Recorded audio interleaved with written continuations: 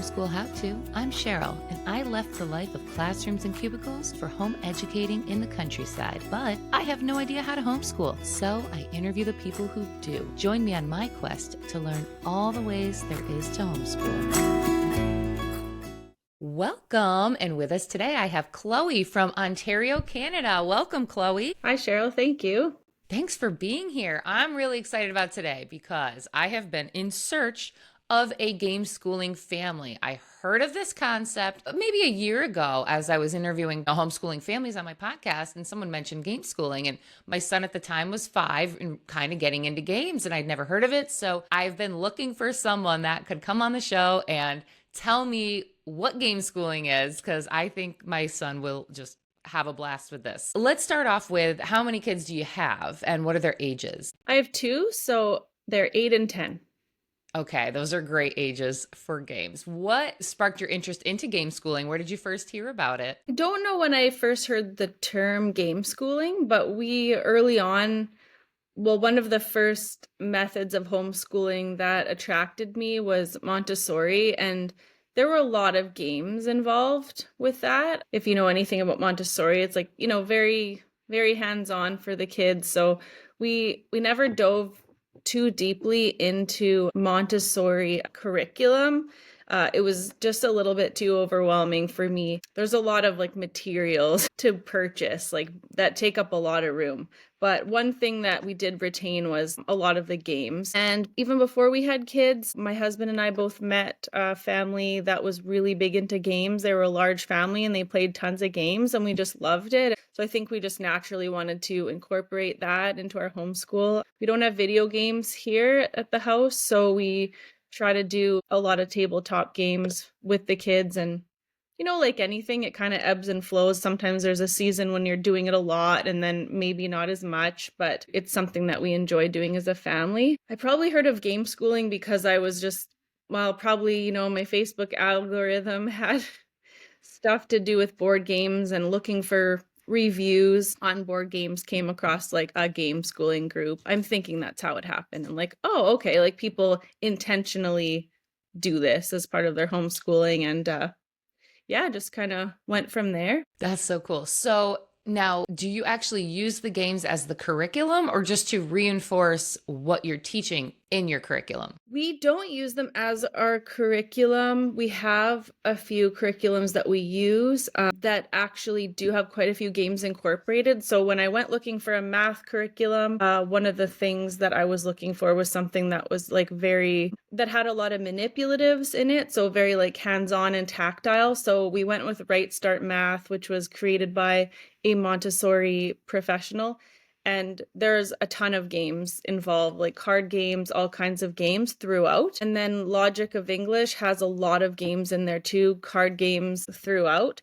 So I would say in that way, we do use them as part of our curriculum. But the actual games, or tabletop games that we own, I don't use them so much for particular subjects. We mostly just find ones that we enjoy and we play them because there's so much learning that goes on with any game. And I've found that sometimes games that are intentionally educational are a bit boring. They just sometimes fall flat. Some of them are okay, but if it's a game where it's to learn a specific topic, I just haven't found them super interesting. Now there's some that are I know there's a national parks game, I think, that goes along with the US, national parks, I think. So in that way, you're learning about those, but that's not necessarily why you buy the game. Okay. So yeah, I grew up, knowing about Monopoly and checkers. I don't know if they didn't really have that many games that existed back in the 80s and 90s. There's definitely a lot more now. So it's kind of funny, researching into what games do you get? And when you look it up, there are so many, from games from Monopoly or even, Monopoly Junior, those are still around, and Guess Who, but all the way to there are games that are almost like Dungeons and Dragons kind of things, and that really I assume are much bigger than just the 10 or 20 minutes it takes to play the game. So can you kind of elaborate into what games you've used and how you've used them? Right. So, well, almost any game I would say that we play with the children is going to use math, right? And most often, I find the math skill that you're probably practicing most that you know that you can call it. How do I say this? Well, most scoring devices are going to be multiplication, because it's like, okay, you get 3 points for every X of this, so you're gonna be multiplying. So if they're not quite ready for that, we take out our abacus that we have with Right Start Math, and then we get them to do it that way. So and if the games are maybe a little too old for the child, we'll do teams. And so even the adult games, maybe it says like 10 and up or 14 and up, they can pretty much play all of them if you're playing on teams. So they all have strategy. They all have, you're learning to take turns, you're learning logic. There's so many pro-social skills involved with playing a game, learning how to win gracefully and lose gracefully, all those things. Teamwork, following directions, well, and even sometimes overcoming homeschool resistance. So I know sometimes with my son, especially like sitting down and doing book work might not be going that well, but he's pretty much always down for a game. And it's fun, especially if you have a kid that is resistant in that way, like pull out a game. So yeah, I don't know. We have some games that are maybe a bit role playing, like you're talking about Dungeons and Dragons. Those are fun because they're so creative. Like you're creating a story as you go. We haven't gotten too much into those ones. We have logic games maybe that are single player where you have to use logic and deduction to figure out the answer. I know I What have a would bunch of be an example of like a game like that? Like a name of one of the there's games? one that I can see it on my shelf over there. It's called Cat Crime. So there's 7 characters, there's 7 cats, and at the beginning it will tell you a cat spilt a water jug. And so who figure out which cat did it. So it'll say, this cat was sitting across from this cat, and so if this cat was beside this cat but across from this cat, and then so you have to using logic like figure out which one it would have been, which one was closest to the thing that was knocked over or spilt or whatever. So those are little problems like that. Yeah, so that's just one example. My daughter especially really likes have you heard of escape rooms before? Yeah. Yeah, so there's some really great escape room games. We've tried a few different ones, and some are like better quality than others. We really like the Unlock Kids. And so they work just like an escape room. There's clues, and you go along. Often, like there might be a bunch of tiles, and you have to solve one thing before you can get the next clue, and it goes along that way, just like an escape room would. And those are awesome because she can do them on her own and get really into it. And some of them, they could take over an hour maybe. So you really get that focus. And I think that's something that board games really offer too, is a chance to develop your attention span because you can get really involved in that way. Yeah, Um, we were just playing a game the other day called Double Shutter, which is a super fun game. It's kind of like a Yahtzee, but you're rolling the dice, and there's two of them, and you've got two rows that look almost like dominoes, and it goes 1 through 9 on the first row, and then behind it, 9 through 1. So you roll, say, a 6, so you can put down the 6, or you can put down a 3 and a 3, or a 5 and a 1. And you want to get that first row down because all those points double if they're up at the end of the game. And once you have at least the first, whatever is down in the front row, you can use the number behind it to then the point is to get all your numbers down so that you have the lowest score. And you keep rolling until you can't roll anymore. So if you come up with a 6 and all you have is a 7 and a 9 left, you have to add 7 and 9 together, and that's your score. So that one's been really fun doing with my son because he's 6 years old, and it was like, okay, now get out the calculator. Let's talk about how to use a calculator. And you're doing logic because you're thinking, okay, I only have, if I rolled a 5 and I only have a 1, 2, a 3, and a 4 up, what are the different combinations I could use to get to that? And so that's been a really fun one where you think these games have to be like so long and involved, but really you could just in 10 minutes play a fun little game, which is a great way, like you were saying, if your child's giving you pushback towards doing some of the book work, this is a great way to say, okay, let's just change the pace and do something fun, especially in New York right now. It's cold. It's not so easy to get all the gear on and go outside and get some fresh air. So it's like, well, let's play a game. And I really love that. I love the different concepts. Do they have games for, like, I'm thinking a lot of math, but you mentioned national parks. They have games that involve like science and reading and story, like you were mentioning. Yeah, absolutely. I just ordered one that I haven't played it yet. It's called Blah Blah Blah. It's by Mrs. Wordsmith, and I'm hoping that's going to help with more like vocabulary. So I think there's a bit of storytelling with it, but working on, yeah, just increasing our vocabulary. I haven't played the parks one before, but I have a friend that just bought it, so I'm interested to hear how that one went. I have another game that's called Barren Park, that it is about parks, but not about real parks in the world. But I know there's a really popular one called Wingspan, where I know you're learning a lot about different birds. Like, so, they're using actual bird species and learning about what their habitat and diet, et cetera, would be. There's one I've been looking at that is called Valence, because we're looking at getting a little bit more into chemistry. So it's a periodic table based game called Valence. So that looks kind of interesting. Yeah, what else? I don't know. There's so many. Well, this is funny, but I've owned it for years and years prior to COVID, but it's called Pandemic. And there's so many different versions of it now. Yeah, I think I've owned that since like 1998 or something. So, What does that game involve? Everybody well, put on a mask. Whoever doesn't pass out wins. you know what? There's no masks in that game, which is kind of funny.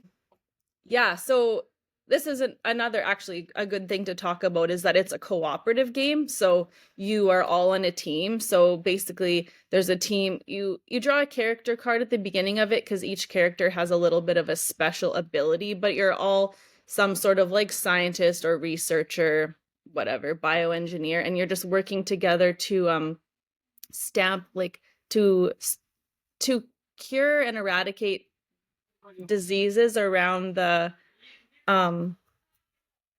globe. So as you draw cards, like they will little viruses will pop up and you have to work together to kind of stamp them out. And it's actually quite hard to win. And if you win, you win as a group. And if you lose, it's still pretty fun because everyone's losing together. There's some really great cooperative games for younger kids as well. That's so funny. That there's no pre-programming with that board game. It probably came out by Pfizer. Right? Yeah, I'm looking at a game right now. It's called Race to the Treasure, I think. And that's probably what you're talking about, this cooperative thing where I had never thought about it before, but it's you and whoever's playing. So me and my son playing it are on the same team and we're racing the ogres to the treasure. So you turn over the card. I mean, and you have you roll the dice in the beginning of the game and it tells you coordinates, and that's where you're placing the keys. I think you need 3 keys to get to the treasure, and then every card you turn over, it's either giving you a position, like an arrow pathway, and you're forming the path to the treasure, but you have to hit each key that you've placed down from the coordinates. And or you could be turning over an ogre card, so then you got a row for the ogres, and if you get, I don't know, 6 or 9 ogres in a row, they get to the treasure before you. Obviously the ogre wins and you and your teammate do not, or you guys win. So I never thought about that being a cooperative versus player. That reminds me of Castle Panic, what you're talking about with the ogres and orcs, and it's similar, where you're having to defeat the ogres together, and if they break down your castle, then it's over. But so like, yeah. there are so many. Do you even play the old stuff like Scrabble? Or is it like, there's so many other things out there, why would I waste my time with something from like the 70s? Yeah. Well, that's funny because I was just thinking about the game you were talking about where you wanted to have the lowest score reminded me of a game that we have called Rat-a-tat-cat, which is basically just a children's version of the card game Golf. I don't know if you're familiar with golf, No? but you have a certain amount of cards out, and anyway, the closest you are to zero is will get you a win, but you have to memorize what the cards are. You can't actually look at them all. So the cards are getting traded and you're trying to constantly get down. But anyway, my point was that there are so many games like that are being released for it's like a children's version of card games that we've been playing forever. So like that one, I go, oh wow, I just paid $25 for a game that I could have played with a dollar deck of cards. But the kids do like having the theme sometimes. Like I think it helps. But yeah, so there's a lot of that, which I think is great. That's okay. Just making them more accessible and with fun themes that kids like. But I'm starting to realize like, oh, for bang for my buck, we should probably just print out a bunch of card rules, and learn all the different games. Like even Crib is such a fantastic game to learn math. I've never been great at mental math, so I was always a little bit scared of games like Crib where you have to count really quickly. And even though it's not difficult math, I always kind of had a bit of anxiety around math where like counting quickly with other people because I always like struggled with math as a child, so I just have kind of grown with a little bit of nervousness around that. But it's a great one to just get comfortable with counting really quickly in your head. Yeah, so we do that. We do play backgammon, really fun. We do own Scrabble, but we're just kind of starting to get into it. Uh, the kids still occasionally do like to play Monopoly. I try to hide. I don't like playing it too much. It just goes on and on. But there's some couple times a year maybe, or once a year I can do it. We have a really old version of the Game of Life, and they love it. It's funny. Yeah, I kind of forgot about that game. That was very popular when I was a kid. I know I had it, but I don't remember the rules to it. It's probably all backwards. Whatever they tell you, the rules are actually the opposite. But Yeah. yes, my son is obsessed with Monopoly as well. But that has been fun because I've given it to the grandparents. So now it's, oh, whenever you go to your grandparents' house, that's what you play there. So Well, they're that's stuck with it. awesome. Yeah. Well, that's fun too, because I find my parents are a little resistant to learning new games too. But if it's one that they were familiar with from their childhood, then it's not too much of a burden to learn the rules. Like they already kind of know it, and it is something fun they can do Yeah, at that's a their. good point because I haven't really been a game person. Like I'm that person that when we're getting together with friends and they're like, "Let's have a game night." I'm like, "Oh, no." Like I can't we just get together and talk? Like do we really need a game? But anytime I've done it, it does end up fun. Well, usually. Sometimes it does end up where it's like conversations trail off and nothing ever really you don't know the point of it. Nobody's listening to the directions. But what are like are there resources that somebody that wants to try game schooling can, go look up a website or see, or maybe it's something I can put together too, if you have recommendations, like Sure. where to even start with games? I mean, because there's just so many. Would you go towards like the age of your child or the interest, or are there some that are just like these, every kid loves these, start here?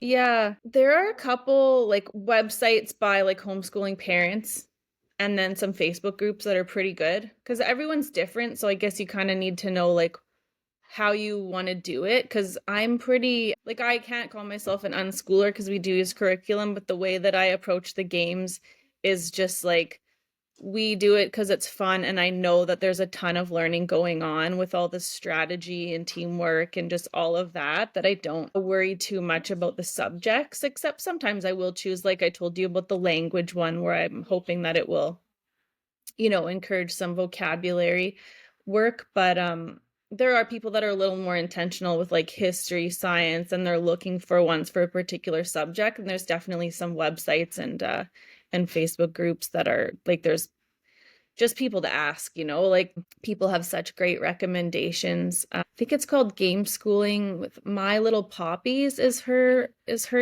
name. She has a website and I think she might actually have some offerings now where she has like little courses where she's going to almost like tutor you to how to do game schooling. So I could share that.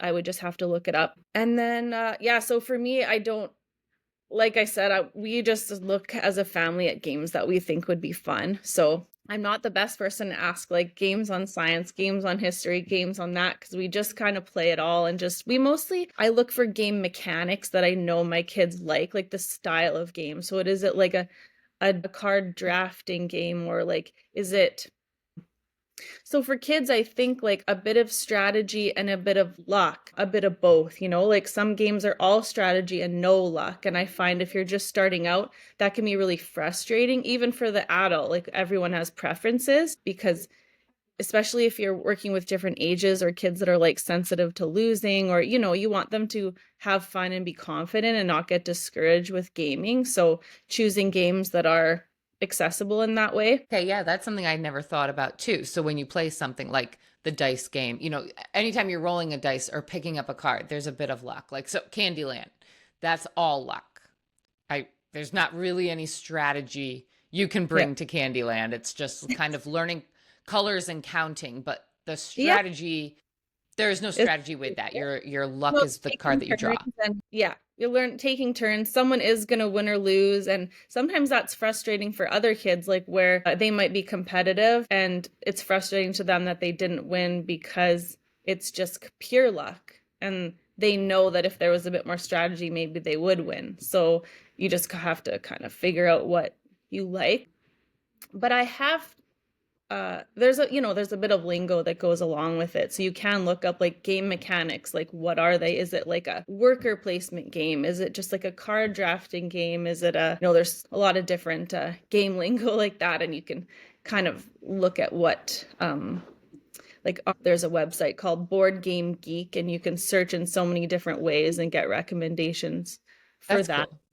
Yeah, I can so link that in the show's description too, along with the other yeah. account that you had mentioned. That's cool. So, what even got you into homeschooling? Had you always wanted to homeschool? Yes, actually, my husband and I, we both had like early exposure to families that homeschooled. Like ended up living with a woman who was homeschooling her children, and I wasn't even thinking of having a family yet. I didn't have a partner, but it just planted a seed, because I lived with her and admired their lifestyle. And so then later on, it was, like the seed was already planted, and I remembered that, and just wanted to do it even before we decided to start a family. And my husband too, he was in school with a man who homeschooled, and just thought the kids were awesome and admired their lifestyle. And so that was such a blessing, because we didn't have to convince each other. We were already on board. And in Ontario, where we live, full day junior kindergarten starts at age 4. So almost all kids are doing a full day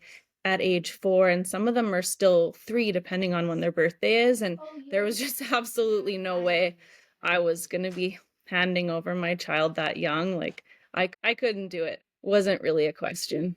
Yeah. And It's I the think same literally, in yeah, New York, 4 years yeah. old. We call it preschool.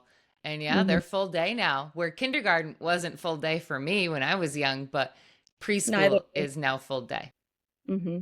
It's basically daycare, right? So I get it, and like daycare is expensive, so people, when they can send their child, they're going to, but it's unfortunate because they don't, like, they're not allowed to nap or anything. So I knew that my kids would struggle with that. It's a long day. And I don't know. Our main reason, I think, for homeschooling was to have more time as a family. I would say that's the biggest reason for me. And definitely it afforded us that. You don't have to send your kid to school here legally until age 6. I mean, you don't ever have to, but that, like, junior kindergarten and senior kindergarten are considered optional.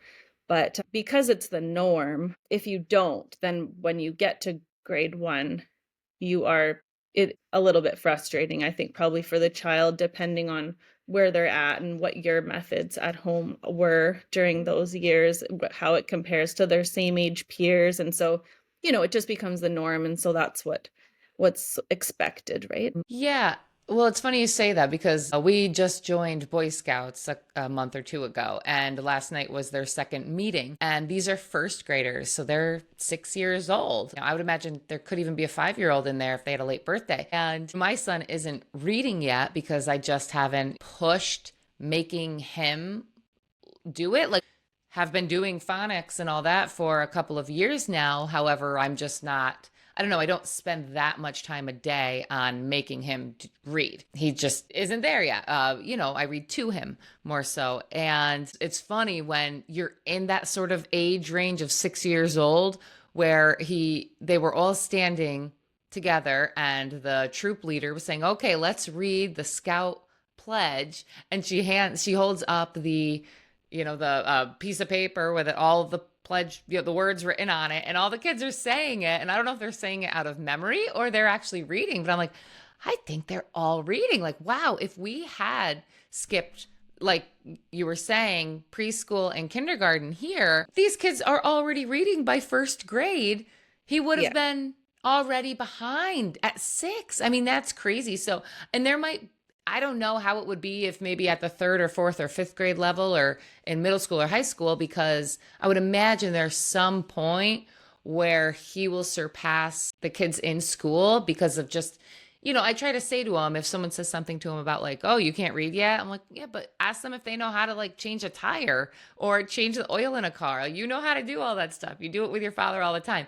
So that's just more what he spends his day doing. So it's funny though, when you're actually placing your child up to kids in the public school system and thinking, oh, wow, gee, am I falling short? But, you have to be, Yeah. trust yourself in your process that you're setting up a lifelong learner that's going to love reading and love researching things where these kids are just kind of getting it drilled into them. Yeah. Well, that is part of the reason. Literacy, particularly, was something that I was a bit fearful of starting so early, like just reading research and what's actually beneficial. I know how hard they push literacy in JK and SK and starting that early reading skills, and I don't think it's that beneficial in the long run, and I really just want them to enjoy reading, and so I didn't want them to be, so we definitely like took it slow, same as you. And my son's 8 now and he's kind of just starting to get a bit of fluency.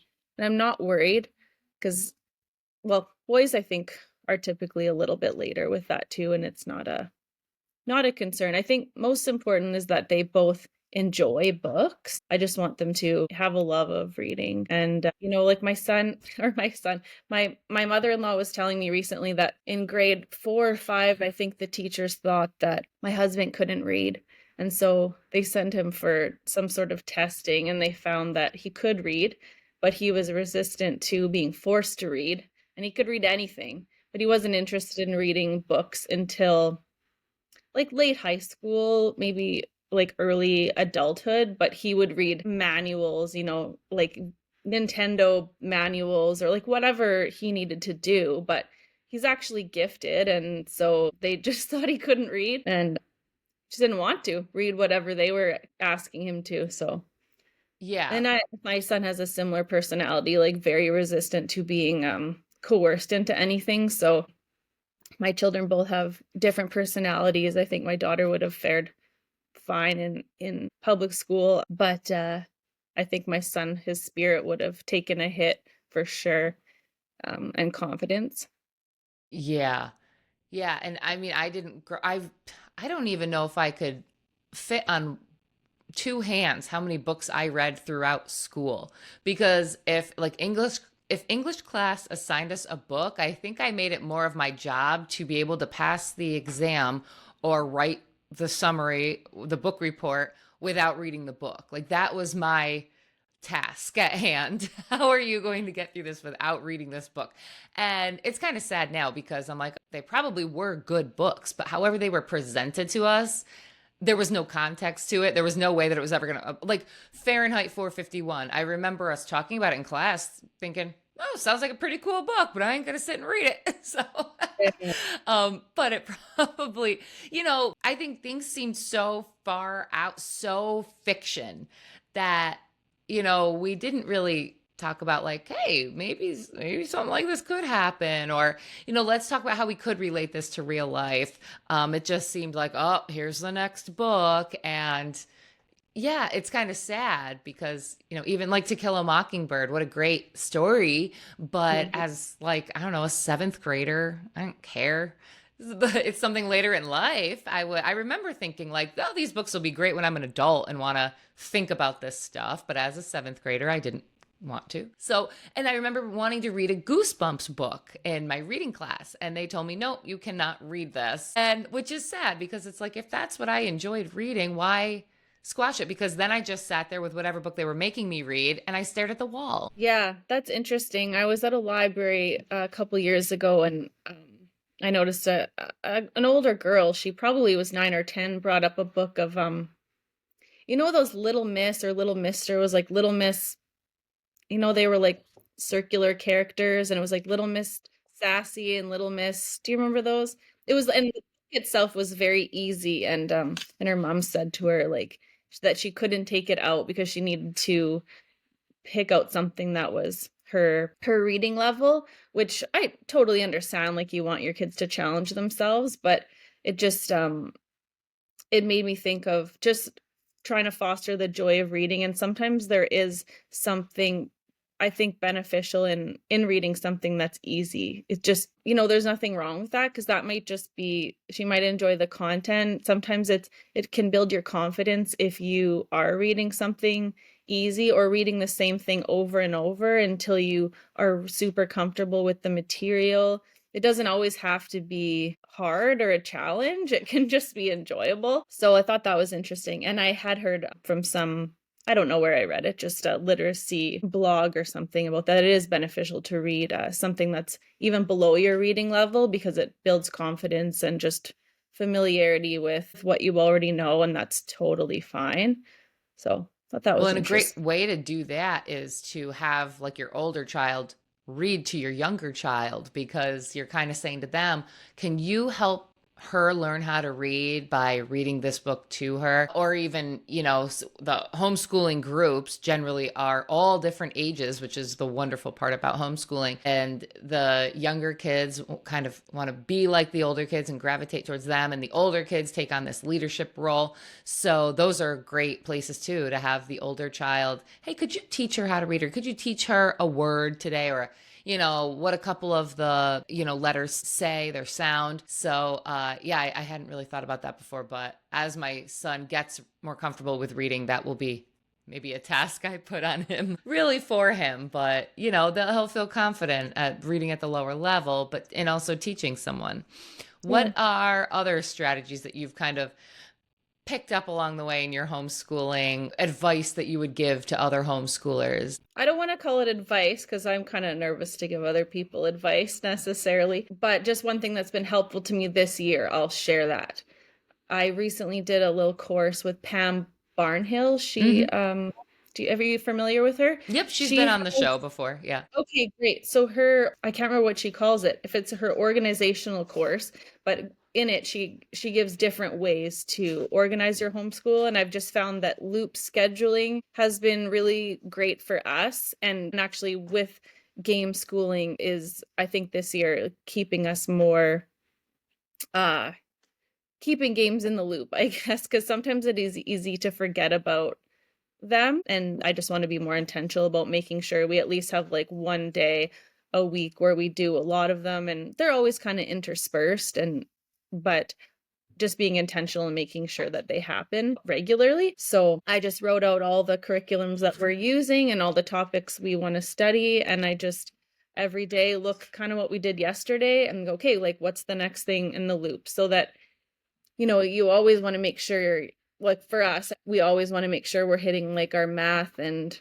our English language resources, but some of those other ones like games or art sometimes can get pushed aside if you feel like you're not making progress with like your big pieces like math and literacy. So yeah, it's just working really well for us, because we're prone to being spontaneous and easily distracted and pulled in other directions. So if I can't do like today's math and tomorrow's English, it just doesn't work for us, because we would just do the same thing for a whole week because we would be getting distracted every time. So at least we're just always coming back in a loop and just So how hitting does every. that like how does that look on written down on paper, or how does that look in your life, this loop that you've organized?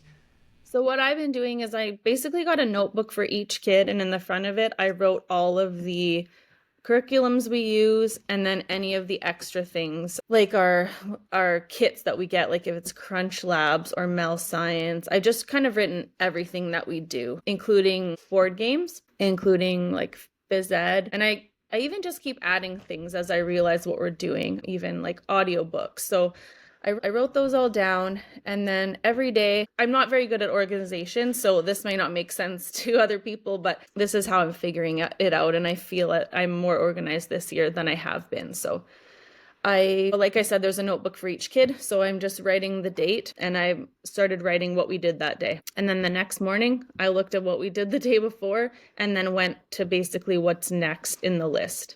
And then it's just going on a loop, and I'm just trying to make sure that each subject gets its attention. Okay. So is math happening every day, or would you skip it if you were on to the next thing? We would skip it if it's on to the next thing. Math is unique for us because my husband works out of town and he does the math curriculum. So he does that when he's here. And that seems Yes, to you work. said it gave you anxiety, right? Well, teaching Right Start doesn't. Like, I actually was very excited to be teaching the Right Start math curriculum because it's easy and I was learning too as we went. Like, it's fantastic. But because he has a math degree and that's his area and I want him to be involved and that's the subject that he chose. So I'm going to let him do that, of course. And even though math might not even happen every week or math curriculum, we do math in other ways, right? But Right Start math might not happen every single week. So that one's a little bit unique, but when it happens, I write it down and he knows where we are and kind of where they should be in their books. Like we use Logic of English and Essentials in Writing, and that might not happen every day. Like this week we did a lot of that on Monday, and then yesterday, especially because I thought we were meeting yesterday, I got really excited about board games, so we just ended up doing just pretty much board games all day, and that's fine. So then after that, I'm like, okay, we haven't done our keyboarding, since last week. So we're going to do that tomorrow. And I'm just trying to like keep it going because I know that I can't stick to a block schedule or like any kind of schedule. Just doesn't work for us at all. So she sold that organization method as being good for people whose schedule is irregular and a way to keep on track with interruptions. And I would say it's working well. Yeah, So, and I definitely have that sort of lifestyle too, where I have every good intention of, writing down, okay, we're going to do 15 minutes in well, it says teach your child to read in 100 easy lessons in 20 minutes a day. But I don't know if they're all easy, and I don't know if they all only take 20 minutes. Some of them take a little longer if you go through every single step. But, so I'll start the week out. We're going to do that 5 times this week. We're going to do, this year we're doing for math, Matthew C. We're going to do that for 20 minutes or whatever and read for 20 minutes. And there's our hour. And I'm not even adding in extras, but it's funny because as you were talking about writing down the things that you do as they come up, I really need to start probably doing that because as reporting comes in New York, we have very strict reporting.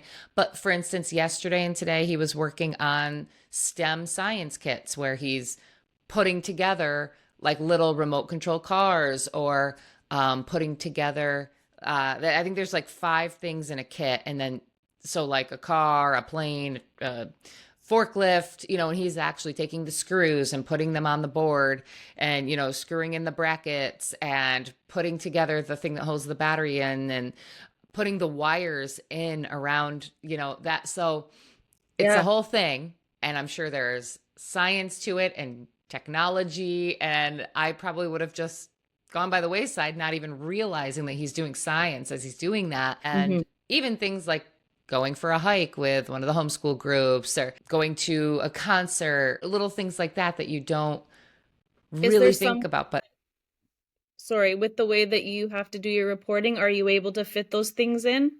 Like, So they give us a list of subjects that we are required to do and an amount of hours that they are required to be in quote unquote school, but you have the ability to say how much time you're spending towards what. I don't even think you have to write down how many hours. It's just what in the beginning of the year, what do you plan to achieve this year? And then every quarter you have to write in what you did achieve. And that's exactly how when I worked for government, our reviews went. And when I wrote reviews for my employees, it was the same thing. This is what I expect you to do, and this is what you did. So it's kind of funny that it works the same way. I'm like, oh, okay, the same person wasn't behind both of those. So yeah, I pretty much just write, we're gonna do this curriculum this year. And then you have to write like how you achieved gym class, how you achieved math, how you achieve, what you achieved in it. So it's they say it's very strict reporting, and talking to some of the other homeschoolers from different states or provinces, it might be because some of them you don't have to report anything. But I mean, as long as you're submitting it, I think a lot of times I've come to realize with life, it's just like showing up, like just submit the things you have to submit by the date, and they know you're probably not beating or starving your child. And they don't care. So that's what I think it really comes down to. yeah. In our case in Ontario, despite Ontario being like a super regulation heavy province in so many different areas, there's absolutely no oversight for homeschooling. Nothing. They don't know we exist. I don't have to do anything, nothing. So theoretically, there's a lot of room in there for neglect, but it's great. I love that because we can really do whatever we want. But in some ways, I guess for me, like I have to work really hard at being organized, and that's why I'm trying to like record things more. Like I said, is I don't have any sort of tracking like to spur me on to do that. I have to want to do that. And I might never have to send it in to anyone, but even for our own records and just to keep us, just intentional about what we're doing, I'm finding it helpful. But Absolutely. There will be that one Christmas that your kid, as a 40-year-old says, you never did anything with me. And you like, I have the notebook. right? Yeah, I'm not very good at like getting school pictures done in an alternative way or any like we have so that's why I always like pay for their sports pictures. At least there's something. Like there you got your professional picture taken this year in That's your funny because I had put all these pictures from my son's kindergarten year into Shutterfly.com, and made this album, but there were too many pictures. It was going to be like $80. I'm like, okay, we don't need all the pictures. And I haven't gone back in to take them out just to make like a $20 yearbook for him so that, oh, this was your kindergarten year. And I was planning to do that for every year. And I've already, at first grade, I've already dropped the ball. But maybe that's something he could do. He could pick the pictures he wants because I'm sure there's some sort of learning in that. Oh Um, yeah. Like a yeah, scrapbook. how to use the computer. Totally. Yeah, that's a great intention. I'm not very good at stuff like that, but yeah, I just have these plain notebooks that are, those black and white composition Yeah. notebooks because I can't even use a calendar because I would just not use it. So I would skip days and then I would probably get upset with myself. So there's some days that aren't in the composition book because maybe I forgot, but almost just, it's just a habit getting myself to do every day what we did. And yeah, I'm super thankful to Pam for that course because that's really helped me. All Um, right, awesome. I can link that in the show's description too. That is very, very helpful just to have other options, that there are things to assist us out there. and that's not Chloe, as we round out, is there anything else you kind of had been thinking about that you wanted to, kind of let homeschoolers know about trying to think of how I could bring it back to to our gaming. gaming? How Yeah. often do you do the games? Like, if you call yourself a game schooler, is it an everyday or you're just kind of like Like I throughout the said, week? it's sometimes sporadic, but I think with the scheduling method that I'm like I said is helpful to make sure that it's a regular thing. So we'll see. We go in fits and spurts, and so do the kids, and that's normal. That's life. But I think it's a really great way, especially if you have various ages in your homeschool. It's a great way to get the kids working together Yeah. on Or something. if they have a friend over, because I was, my son and his friend were playing the other day, and they always get to a point where they start like yelling at each other and getting kind of snotty with each other. So I was like, okay, listen, you guys are going to take 5 minutes apart and then you're going to come back together and we're going to play a game. So that was a great just transition for them because they were before that just running all over the place, shooting each other with guns and yada yada. This one's getting hurt and that one pushed that one. So this was a nice way to like bring them together as something. And then my son was kind of teaching him how to play the game. So then he felt kind of cool and confident. So, and they were doing math. So yeah, the games are huge. We kind of just like forget about them. We kind of, now that technology is introduced into our lives, it's so easy to forget about just the fun, simple board game. Yeah. Which one has been your favorite one so far? Well, yesterday we were playing Draftosaurus, and I have to say that's a really, really fun game. I don't think I could tell you what my favorite game has been because it's kind of changing. I say my first gateway game that I was introduced to that we still come back to is probably Carcassonne. It's a great family game too. I love that game. That was one when I looked up maybe a year ago, what is Gameschooling? And I went to go like buy a game or buy a couple on Amazon. That game was, I didn't know how to pronounce it, so I forgot about it and I didn't buy it. But that game was one of the most like high recommended for people getting into homeschooling. So can you just quickly, before we end, tell us a brief synopsis of how to play that game or what it's about? It's a tile placement game, so I think it's really amenable to like a wide variety of ages because even if a 3-year-old's playing, they can just place the tile and maybe they're not scoring a ton of points, but they can put 2 tiles together to make a little river and they love that. And, they can put a guy on it. But, you're playing together, but okay, so basically, let's start over. It's a tile placement game. You're building cities, rivers, so you can either be in the city or farm the land or be on a road. And at the end of the game, you're going to get a certain amount of points for how many, how big your city is, how long your road is, how much land you're farming. And so you have little guys and you place them on. So there's, multiplication for sure at the end of the game. There's strategy involved and you can definitely get pretty intense into the strategy. But at the same time, like I find little kids can play with way older children and all kind of have a good time. So yeah, because that is the hard part. Having the 2 children, 6 and 2, like the 2-year-old, it's, I resort to just putting the TV on for her so I can play a game with my son. She doesn't always nap, or sometimes when she naps, I'm like trying to get something else done or trying to get a math lesson in. So yeah, it'll be really nice to have something that she can participate in and he doesn't get too annoyed that she's not playing correctly. So I will grab that one.